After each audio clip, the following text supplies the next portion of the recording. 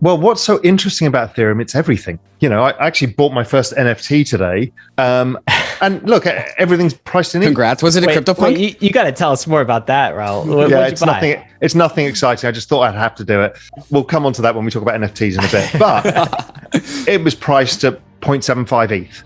Mm-hmm. So ETH is money. And I'd seen that because we commissioned for Real Vision a kind of headquarters in crypto voxels, which we're going to release soon, just for the fun of it. And the architects, we paid in ETH, and the land we paid in ETH. So it's like, okay, well, ETH is clearly money, but ETH is technology. We know that too.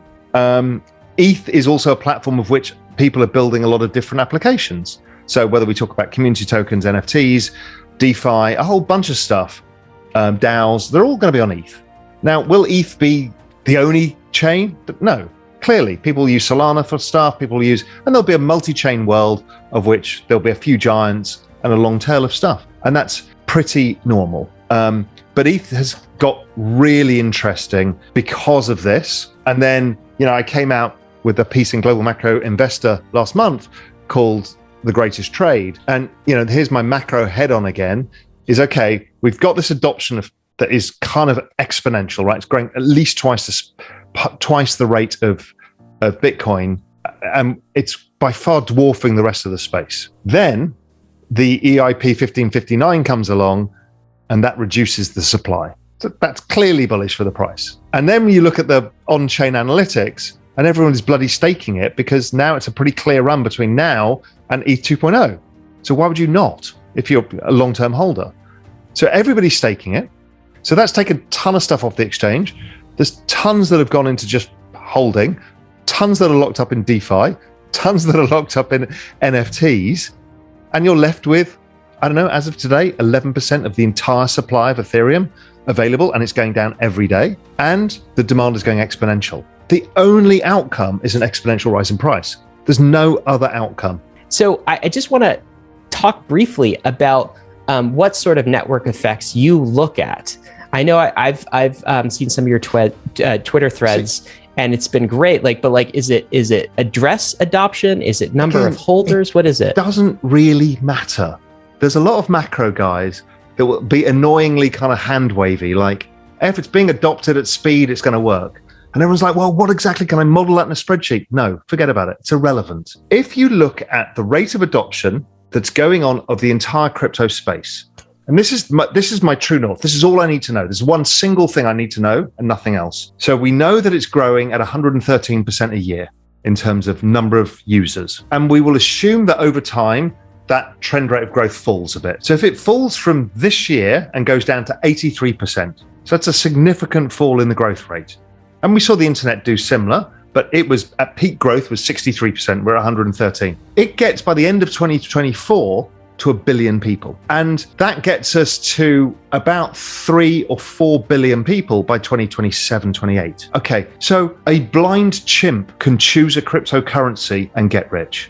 If you look at the size of the assets, the entire crypto space as of today hit at 2 trillion again, I think. Global equities are about 200 trillion. Global bonds are like 200 trillion. Global real estate's about 100 trillion, 2 trillion, 200 trillion. I figure that's probably 100x. And we all know, almost all of us realize that all bonds, all securities, all assets are going on chain anyway. So it's probably even bigger than that. But the point being is that you'll never ever in your entire life ever again and ever beforehand were given 100x in an asset that's already up 2 million% when you look at Bitcoin. You've never been given that. And you can basically choose anything and it will go up. So once you do that, you're not scared of making the wrong bet. And it stops you being tribal, because within that, some of them are going to be amazing. You take the pressure off, you take some basic bets, Bitcoin, Ethereum, a couple of others here and there, and then you can just have a basket of stuff. And over time, decide, okay, I quite like that, or that's getting faster adoption. So then you start to look at Solana is clearly getting adoption. It's clearly happening, and it's clearly happening in the price. Okay, so do you want to own a bit more of that? Maybe. Is Polkadot getting to where it should be? Don't know yet, but it's worth keeping an eye on. There's a lot of stuff. And then, so that's how I tend to deal with it, is forget trying to model it and look for fair values and this. It's like, as I said, you can be a 3-year-old kid and be given a box of names of cryptocurrencies and take 10 out and you will literally make 30 times your money over the next 20 years. And next 10 years. But why have you singled out Ether and Ethereum as the world's greatest trade? Well, what about the adoption of Ethereum? So this is the typical way I'll approach macro, and a lot of macro guys do. You've got this big thesis now, which is 100x the space in the shortest period of time. So then our job is, okay, how do I add alpha? Where do I find the better bets? Now, there will be probably 50 tokens or assets that will outperform Ethereum, but they're riskier. I don't know what they are. I have no ability to choose them. When you look at Ethereum, it has all of the elements of the lowest risk, highest quality trade. And it's a rewarding ecosystem with rewarding people in it, because, there's a social element to this. There's a cultural element to this movement as well. And it's rewarding. So it's a good space to hang out where you feel comfortable with the asset. You understand how many smart people are working on it. So when you say to me, oh, there's a risk in 1559 getting done, my answer was the risk is like minuscule. And so I didn't care about it. Like ETH 2.0, it's minuscule. Why? Because there's a lot of very smart people, smarter than I'll ever be, working on it. So the probability is extremely high. And that's what makes ETH so rewarding. So let's talk about some of the catalysts coming up for ETH then, right? So we talked about EIP 1559, we talked about staking. Is the merge as well part of the calculus, right? Because we're going to see this triple point, this three-part halvening. We're going to see like a massive reduction in supply. Is this the bull case? Is it mainly from the supply side, or is there a demand side? Knowing how markets work, this is going to catch a lot of people by surprise. It is all in the run-up where the money will be made. My guess is the moment ETH 2.0 happens, half of the ETH gets unlocked and it all comes onto the market. And the price will collapse. It's typical. Yeah, and that's a short-term thing. It might be an overhang for a year. I mean, who the hell knows, right? But that's pretty obvious that this is the best single time. That's why I call it the greatest trade between now and ETH 2.0. Everybody wants it to happen. They're going to lock up as much ETH as possible and get the yield. It's as simple as that. But when it comes out, chance ETH collapses. If you remember when Coinbase went public, everyone's like, this is so good for the space. Everyone's going to know about it. What did it do? Marked the exact high in Bitcoin. And I'd mentioned that on Twitter beforehand. I'm like, this is what it's going to do, and it will. And this will probably mark the high in ETH. Raoul, I have a counter argument for that if you are interested in hearing it. Yeah, absolutely. So the people that are staking ETH right now, they're committing to that insolvency period, right? Like, it's the whole point. As soon as the merge happens, that insolvency period is up and they can withdraw. That's what you're talking about. The nature of proof of stake is that it actually rewards people who are the most bullish. Right. And so the people that are committing towards that lockup period are the people that are inherently long on the Ethereum economy.